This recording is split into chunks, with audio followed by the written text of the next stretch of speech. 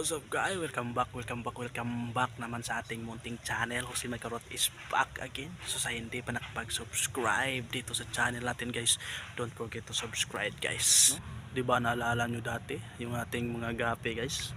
Kaso lang nasira sa bagyong Odette, diba? So gumawa tayo ulit ng mga lalagyan ng mga gapi natin guys. So bali nilipat ko lang dito sa may masyadong hindi mainit na lugar para hindi siya masyadong mainitan dahil sobrang init ngayon guys. Grabe, sobrang init, mga I think dito sa amin mga 40 plus I think yung ano ng init natin dito. So grabe, sobrang init. So dati nilagay ko doon sa may malapit sa may CR namin guys, kaso lang sobrang init doon, wala masyadong kahoy doon, basta doon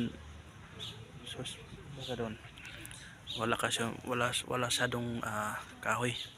So bali nilipat ko dito, yan, dito ko nilipat sa may manggahan, sa may maraming niyog, maraming saging, basta di lang mainitan yung mga gapi natin guys. So bali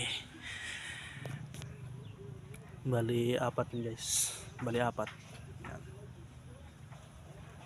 Apat pa yung nagawa natin. So sa next vlog natin guys, ipapakita ko sa inyo ang aking gapi. So bali bumili ako ng trio na gapi guys. So para mag-breed tayo, isang lalaki at dalawang babae guys. So see you in the next vlog guys. Don't forget to subscribe to my channel guys. Jose Marie Colot. Yeah.